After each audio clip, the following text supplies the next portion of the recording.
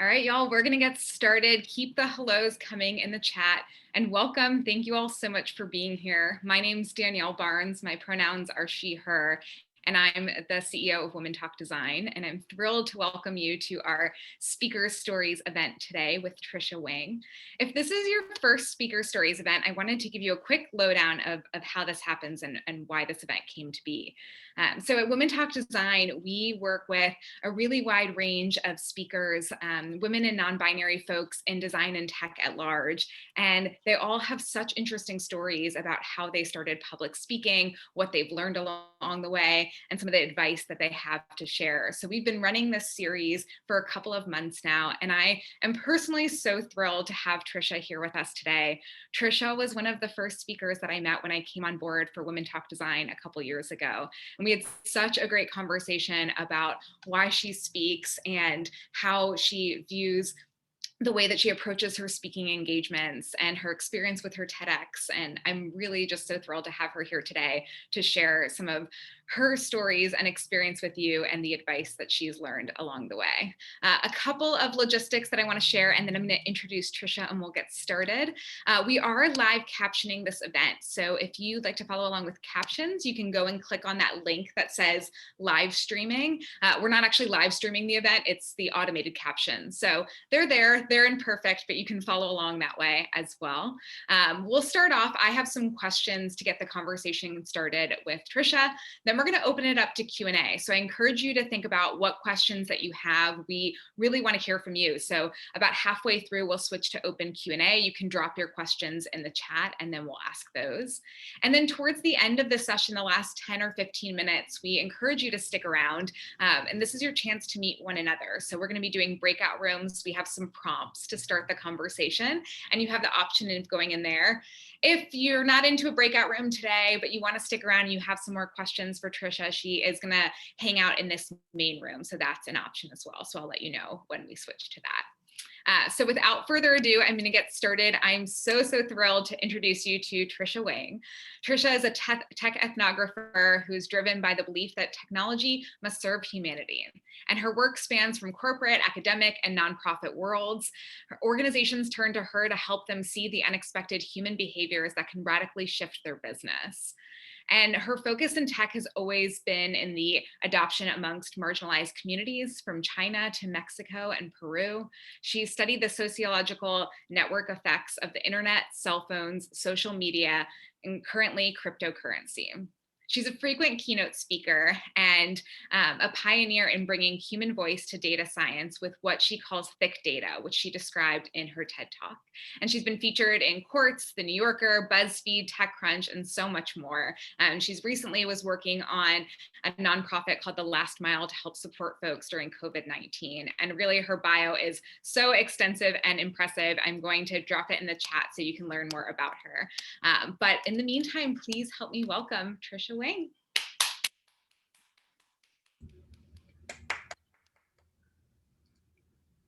Hi. Hey, Tricia, thanks for being here. I'm just going to spotlight you for everyone. All right, so lots of things that I want to chat about today, but I'd love to get started. You know, Women Talk Design, we always want to encourage more folks to speak, and I would love if you can just start by telling us why you speak. Well, I give talks. Let me see. How do I begin?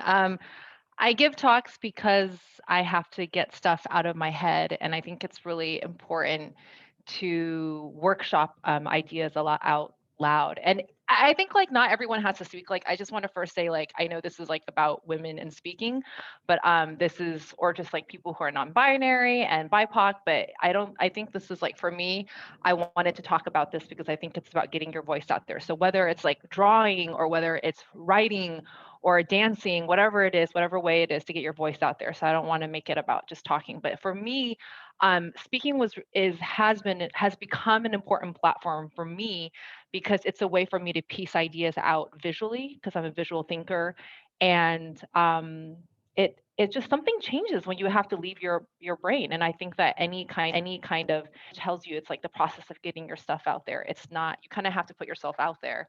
So that's what I do it. And I do it also because I have really important, I feel like I have stuff that I'm really passionate about and things that I'm trying to change in the world. And in particular, a lot of the spaces that I'm in, I'm often the only female or the only person of color. And I think it's important that we have representation in those spaces. The spaces I'm in are very tech focused, like very, bro, white male dominant places. And oftentimes I know I'm first being let in, maybe because it's like I'm being exoticized or I'm seen as safer, but I see my role in those spaces as like, well, you thought, you let me in, so now I'm gonna like rip open the door, like as much as possible to bring other people in. And so that's also why I think it's important, not just like to speak to for myself, but like to speak to get other people in the door and other voices. And I'd love to hear more about how you got started. So I know that you mentioned there's a lot of different ways that you can get your ideas out there. Did you start with speaking? Did you start with writing? Did you start with another kind of platform? And how did that happen and how has that evolved? Well, I personally just started.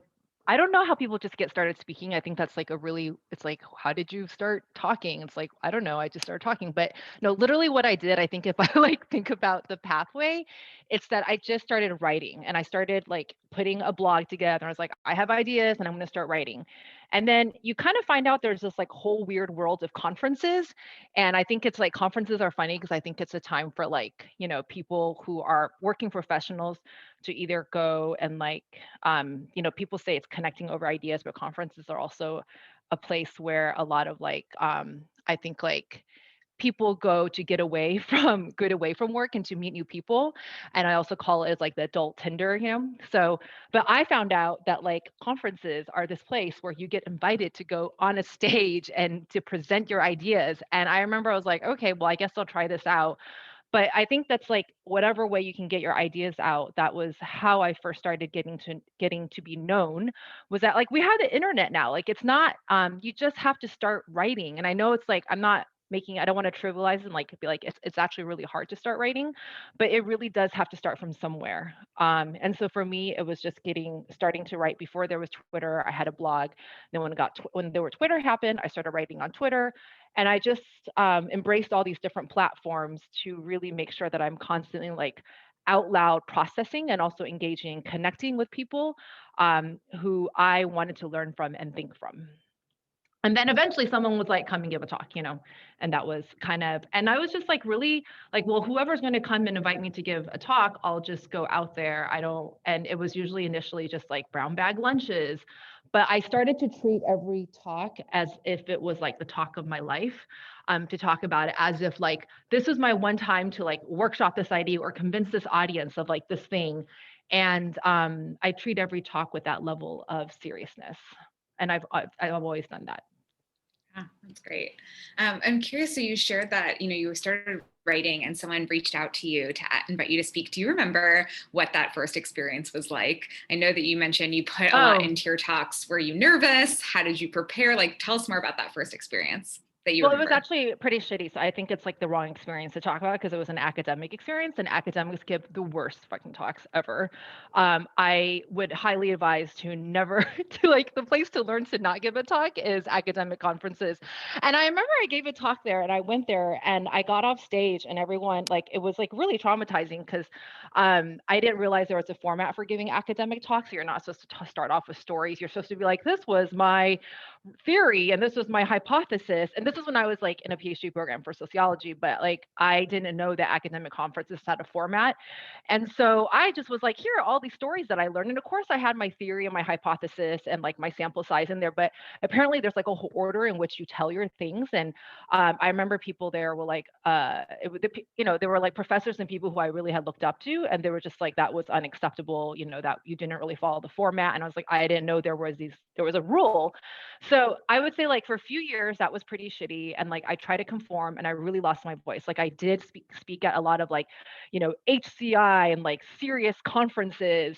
And I try to like really change the way I write to become more academic. But really, like after I finished grad school, I had to do like a year, 2 years of deprogramming myself to become more human. And I realized that like I did not want to be in academia because It wasn't the place for me. I know it's a place for some people, but like I didn't feel that was where I needed to make my impact. And the place that I really wanted to make more impact was inside corporations. And and I remember my first speaking experience inside was one of my clients, well, not clients, it was actually I was an employee there. And it wasn't actually pleasant either. It was actually inside, it's actually the beginning of my TED talk of at Nokia. And I gave a presentation.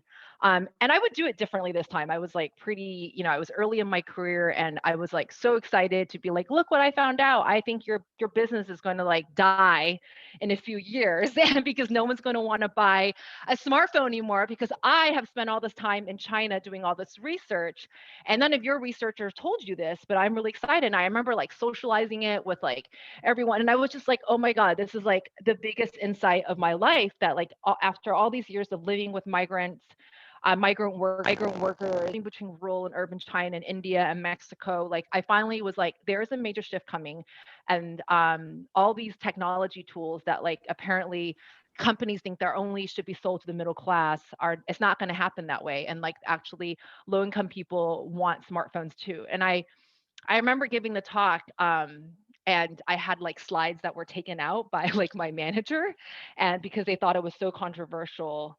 And it was a pretty traumatizing experience too. So I was like, well, that sucked. So I would say like the early part of my career was like essentially feeling like my voice was like trying to figure my way around this world, trying to figure out what was my voice.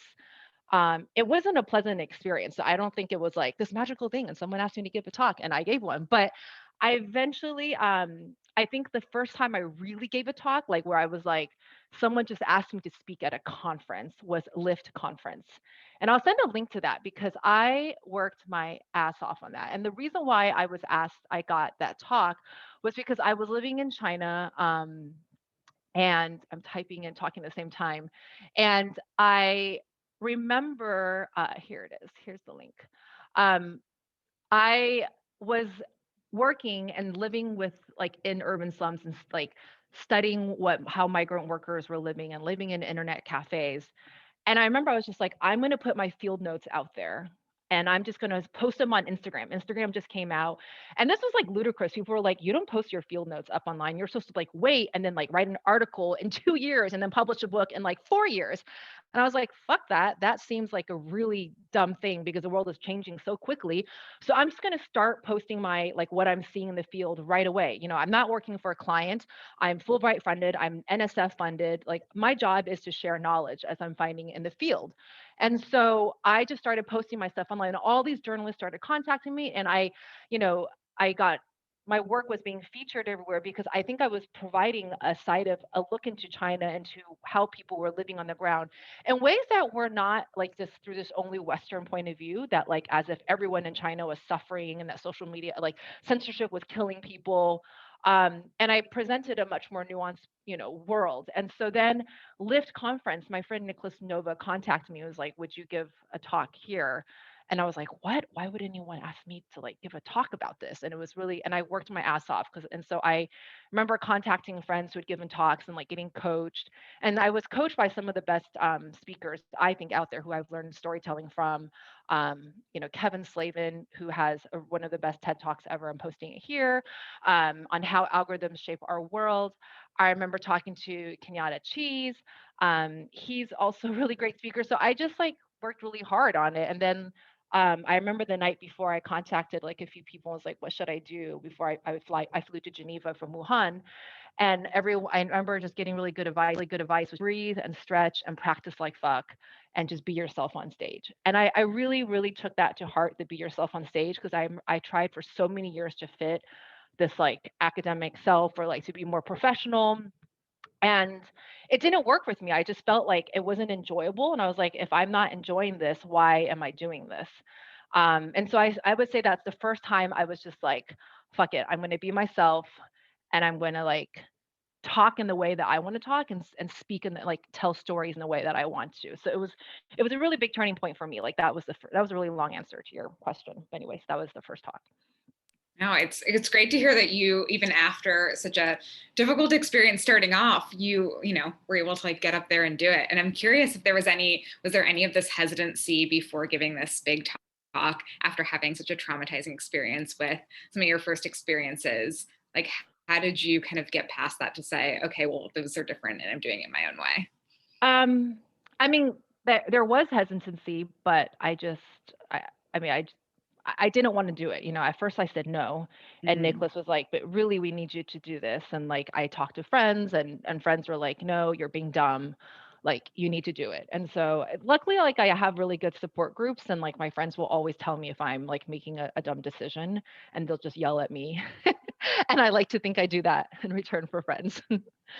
But, yeah. I it was really terrible. I mean, I was like I remember just, like, I mean, I have terrible stage fright, and so that was probably the worst, though, and it's gotten a little bit easier, like, every single time, but I remember just, like, freaking out. I couldn't sleep the night before and, like, having to learn, like, massive breathing regulation exercises. I mean, I was, like, sweating, like, all that stuff that happens.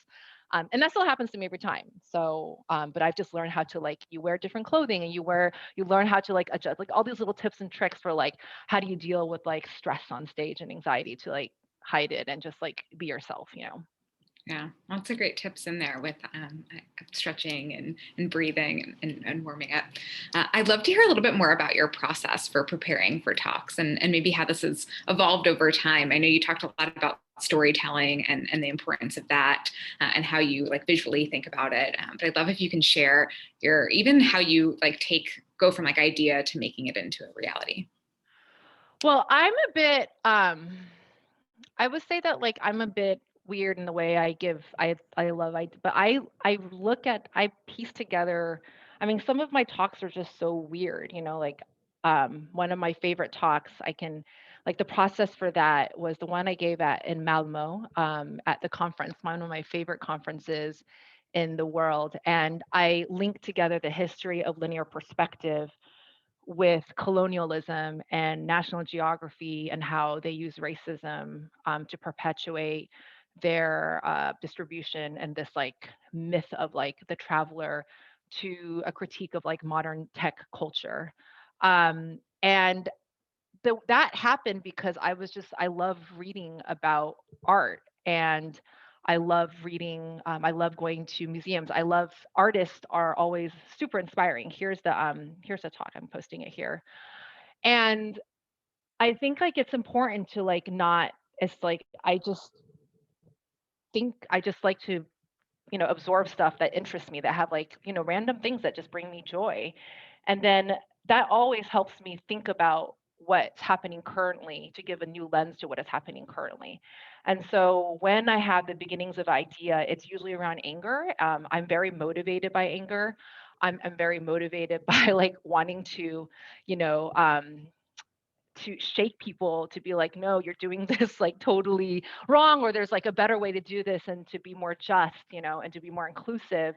And so it usually starts from me being really angry and then being like, okay, if I'm really angry about this one topic, no one wants to hear you being like, you dumb shit, you're doing it wrong. Like, who the fuck wants to hear that? Right? Like, you can't just go to the world and be like, oh dude, white bro, you can't do that. Like, you have to, like, I was like, a lot of my talks are all about, like, how do I get people to see a new perspective, but using storytelling and using history to get people to a place where it's like, oh, I can see myself without me having to tell them that they're doing that.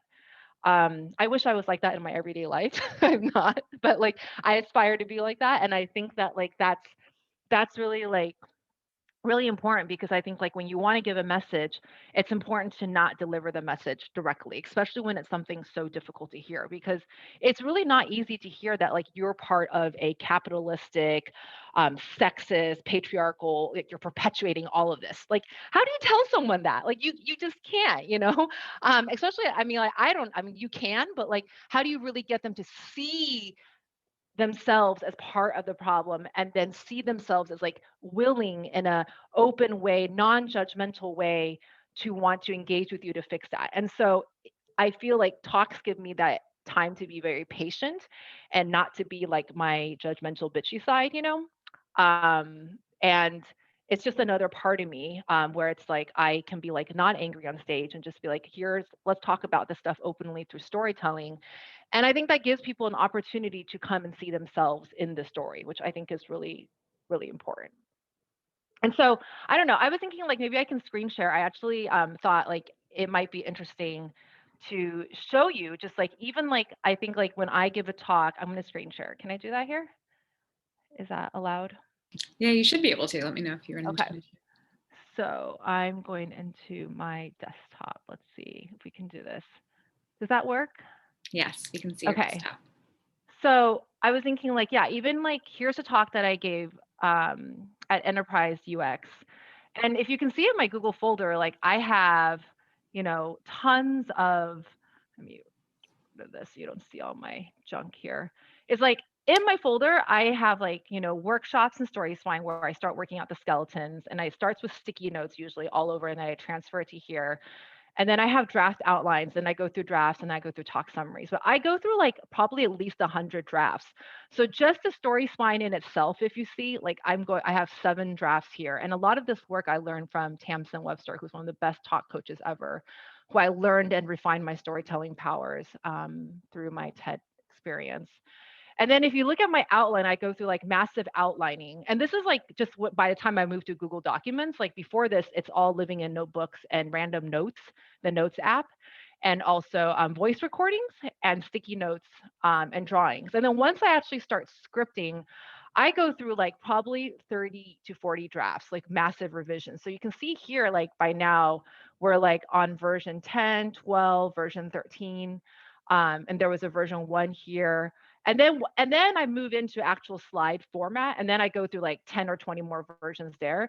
But each version, I'm getting feedback from people and workshopping it with people. And like the conference here is version 27 for the talk that I just shared about linear perspective. And it gets really intense because I start like doing a lot of word analysis to make sure like how often am I using the word perspective? Am I using things too much? Like how, and then I start getting really obsessive about what slide. But I'm not the kind of speaker who can just go up and like talk off the top of my head. As you can see here, it's like I want to curse a lot, and like that's not really cool in talks. You need to like not do that as much. You need to tell a story. And so I need to control myself, and I need to like actually write out every thought because I have really extreme ADHD and I could just go off in a million. So this is another talk I gave in Peru, and it's like version 19, and each person's name on it is like friends who I've workshopped the talk with and at various stages. So I think it's like really a lot of people are like, oh, you just get up and talk. And it's like, no, I don't. I spend like months, sometimes years workshopping a talk in my head. And then sometimes I workshop a talk first and then I write an article or I'll do it in reverse. But it's not something that it's like I think it's you need to put work into it to make it sound like you know what you're talking about. But it's like it's not just like coming on my head. It's not natural or anything. Yeah, that was so great to get a little view into your process. Thank you for sharing that. It was awesome. Yeah, I wanted to show that because I really think it's important that people know, like, I don't just get up on stage. I mean, you can see Yeah. me talking right now, and when I'm talking naturally, I have a lot of likes and ums and a lot of curse words, like, but when I need to tell a story or a talk, I put on a different kind of self that's a bit more structured because you don't want to waste people's time. People are sitting there, and I think like there's nothing worse than sitting through a shitty talk. Like seriously, like I think I would never want to put someone through that. Yeah, that's great. I have I lots mean, of there are questions, but things that are worse, but yeah, we're going to open it up to Q&A soon. So start at like thinking of your questions because we really want to hear what y'all want to hear. But I have a couple more before we do that. I'm curious, you mentioned Tamsin Webster in your TED Talk, and I would love if you can explain a little bit about what that process was like. I know there's a lot of people who are fascinated by TED and maybe interested in giving a TED Talk themselves. And if you could just share about how you made that decision to do that and, maybe okay. how you think about like where to speak in general and just what that process was like. Okay, first I want to say I have never aspired to give a TED Talk, and I think most people are pretty douchey when that's what they grow up to aspire to be. So I want to just first put that out there. I don't think just because like you gave a TED Talk that you're smarter or better or like based on how many million views you have, but it all for me it's like these talks are platforms to get a message out, and it just so happens I was like, oh, I've been talking about data for so long and the importance of thick data and reason why thick data needs to be integrated with big data and why we have to bring in human systems into these algorithmic systems that we're creating. So eventually at some point, I remember people were like, "You should give a TED Talk." And I was like, "All right, I don't even know how I'm gonna do that. Thanks so much for the advice." And then eventually I remember some, TED, local TED organizations like TEDx would ask me to give a talk. And honestly, I looked at their production and I was just like, I don't want to do this, like it just, and I think it's really important that like you don't get paid to give a TED Talk. So what I wanted in return was that I wanted speaking coaching. I wanted to improve my speaking skills a lot. So I turned down TED Talks for a few years because I wanted to find the right TEDx team. And that's something you need to know about TEDx. It's like yeah, like practically like anyone can decide like I want to start a TEDx, which is fine, but like I really wanted to work with someone, a team that had the best speaking coaches and the best organizers. And so when finally TEDx Cambridge asked me to give a talk, I researched a team and I found that Tamsin Webster was one of the coaches. And I was like, I will do it if I'm paired with you, and that's it, because I wanted access to the best. And so she was my coach, and oh my god, she changed my life. Like, if you look at my talks, like, before and after TED, like, that process was fucking brutal. Like, before I was, like, giving talks that were for, and I'm not talking about the length of time, but I did give, my talk at that time about the integration of big data and thick data was around, like, 40 minutes, and she was like, "Oh, no, we have to cut it down to 19 minutes." I was like, "That's impossible.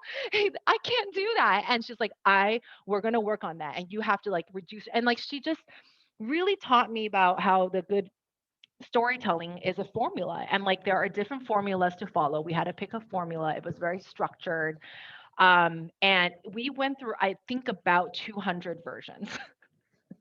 And we had to workshop like different ones out there to see which was the right version. And I really learned, so I was, because of her, that I think I like increased and like, totally like leapfrogged my speaking abilities. But it was, and I try and do that with friends now. I try and do that with myself, when that you don't just like get up on a stage and give a night. It's like the shorter the talk, the harder. So that's when someone's like, "Oh, come give a talk, it's 5 minutes." It's like, no, fuck you, 5 minutes is like 500 hours. If you give me 1 hour, I'll like prepare my talk in a day.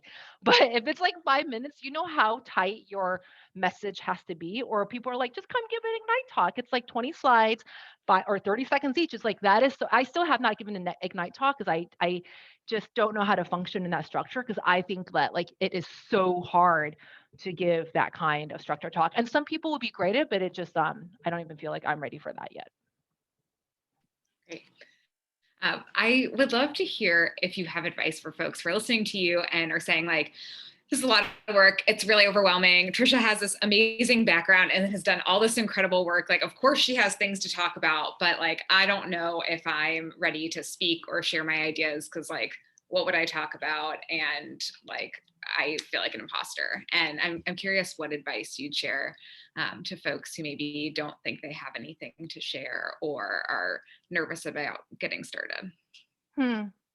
Well, first, I get that. I get that. The whole imposter syndrome. Like, there was this like amazing, oh my God, Robin Costa Lewis has this like amazing quote that I sent around to a few friends the other day, where it was about how she was like talking about, there's like only you, and you're the only like you have to believe in yourself. Like, at the end of the day, you only have your voice. Like, that is the one thing that no one can own. And I think that's why it's really, shit, I don't know. Okay, I can't talk and think at the same time. So I'll have to find the post later, so I can post it into Instagram. I mean, into the Zoom link. So please make sure I do it while someone's asking a question. But I think like it's like everyone has an experience. Like, if you're angry about something and if you want to share, put it up on Medium, like write an article about it. And like, if you don't need to share and you don't feel compelled, then don't fucking do it. Like, it's okay. I'm not saying like you're like, you suck if you don't want to give talks or you don't want to put your voice out there. Like, just do you, and it's okay. Like, don't feel pressured to do this. It's only like I don't want this. I remember someone asking me like, well, everyone's giving a talk and I feel like I should give a talk. And it's like, okay, do you feel like you should, or do you actually want to? Because that's a really big difference.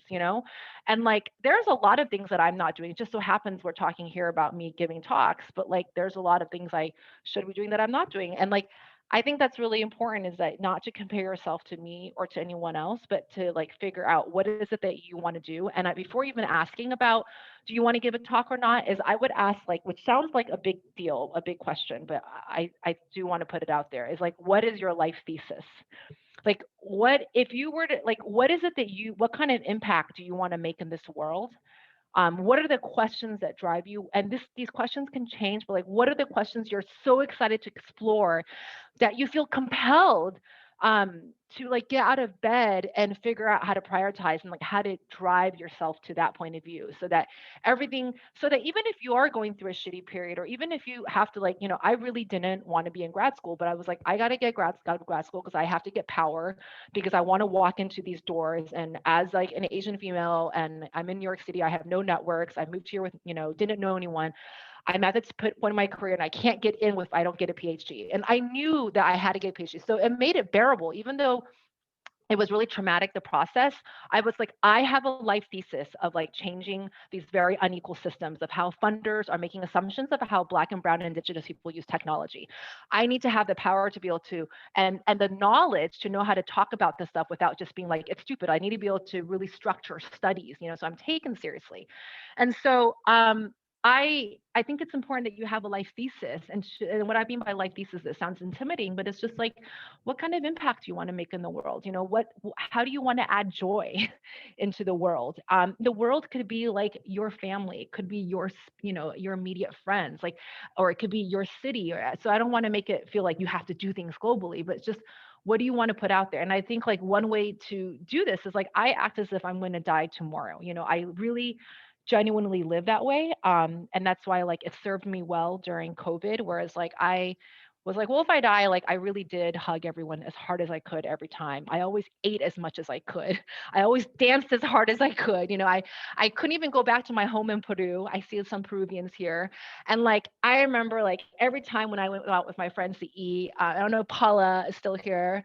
But I had this like cocoa dessert I love, and I would eat like 10 cocoa desserts at a time. If you were like, you're crazy, why would you do that? And be like, because I could die tomorrow. So I got to eat as much as I want. And that's my policy to everything. It's like, you could die tomorrow. So you really want to do as much as you can, whether it's through eating or through hugging or through writing and through self care also. You don't want to exhaust yourself. Um, and so then I think the next step is like, is it that you want to, write or give talks or whatever? But I wouldn't start off with like, you need to give talks Great. Thanks for because sharing that, Tricia. because talks is like are like a platform, it's a tool to get to something else. And I remember one of my, I have a lot of anxiety about being a writer, not worry too much. Like I don't have the word speaker in my bio because I'm like, I don't think I'm a speaker because I speak to do something else. But I wouldn't freak out too much about it. It's like just figure out what kind of like, work you want, what kind of impact you want to make and like what brings you joy. And I think like I would advise that people do that. You bring, I think it's, much easier when you find ways to serve a higher self, to serve something bigger than you. And that like I worry about a lot of Westerners are so worried about chasing being their authentic self and like just doing yoga all day. Where it's like, well, what like is that really, like helping the world or helping making the world better? I don't know. So, but I think it's really important that we are here as human beings to think about how do we serve a larger community other than just you. And that gives you perspective. I think that takes you out of your head. And whenever you feel shitty about yourself, like for me at least, I'm like, no, like whatever, it's not about me. It's about this work that I'm doing for other people. And then Yeah, you kind of great. figure out like what those tools are. Speaking may be one of them. It kind of just like happens. Cool. But Thanks, Tricia. I love that idea of thinking about, what is the greater idea and the greater impact that you want to make, and speaking being a mechanism for that. I wanted to open up to Q&A because I want to make sure that we can hear from y'all. I'm sure you have questions for Tricia. So feel free to drop them in the chat. You can also just say like, I have a question and I can call on you to unmute. I just want to avoid a lot of people unmuting at once. So feel free, if you want to say your question yourself, just let us know that you have a question in the chat and we will invite you to unmute yourself, or you can write the question and I will read it out loud to Tricia. cool. While people are typing in questions, I'm going to post an essay from my friend Panthea Lee, who I think I've watched. Panthea, are you still here? She's had this I've watched so many friends throughout their voice, and she wrote an essay about how she was just doing looking at her observations over the last few years of her career.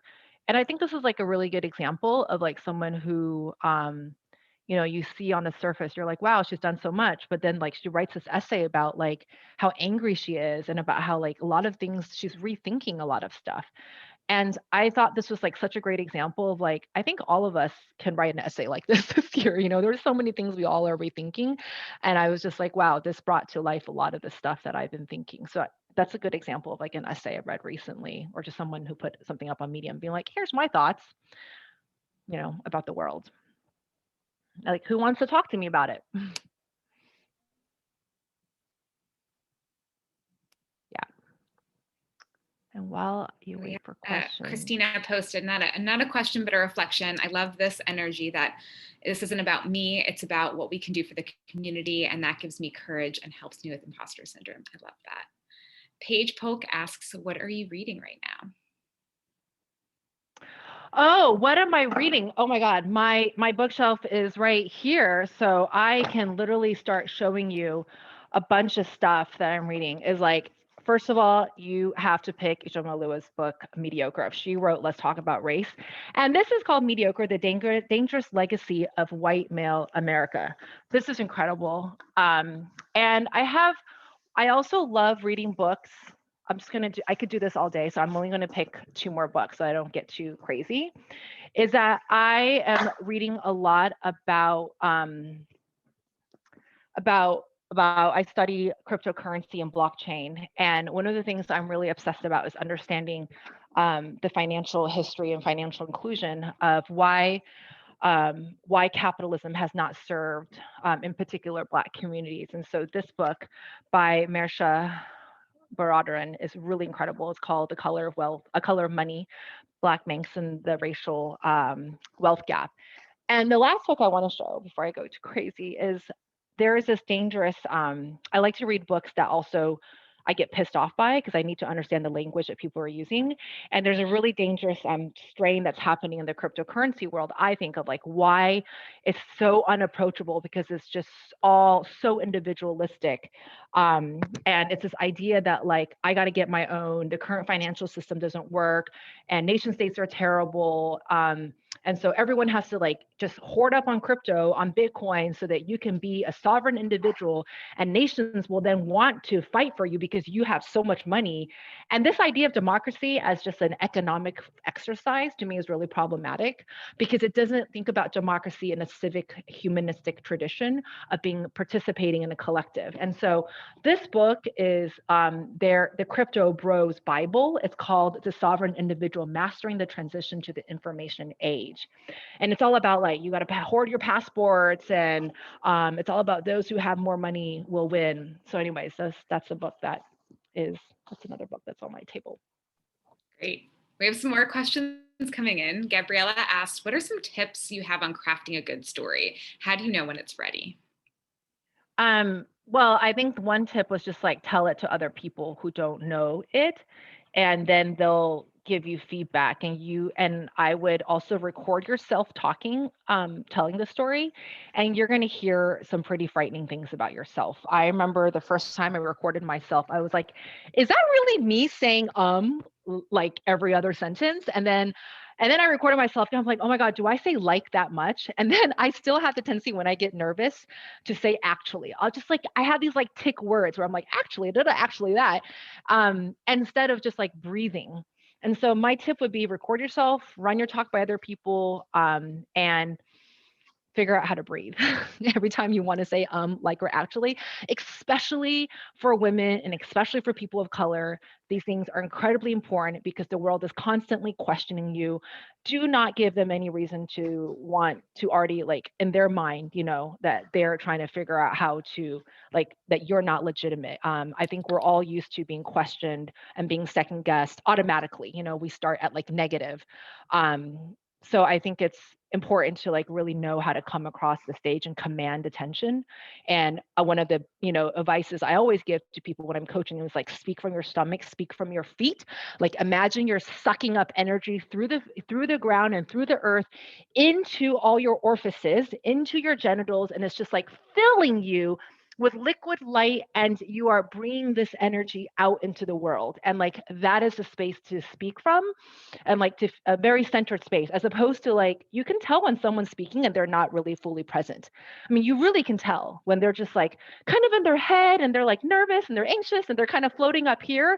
But when, I think really good speakers are like grounded, and you can feel that they are, harnessing energy and bring and sharing that with the audience.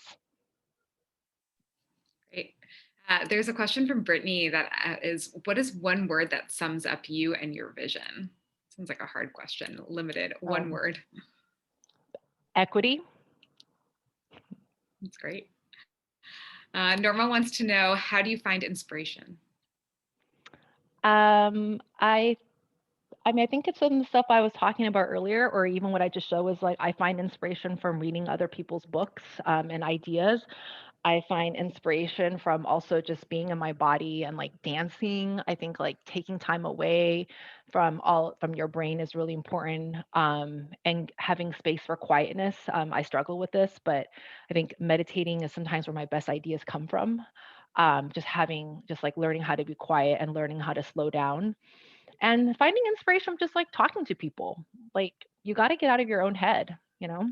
I think like a lot of people are very don't are very like lonely in this world, in the sense that like they have lots of friends, but they don't actually are not like truly actually vulnerable.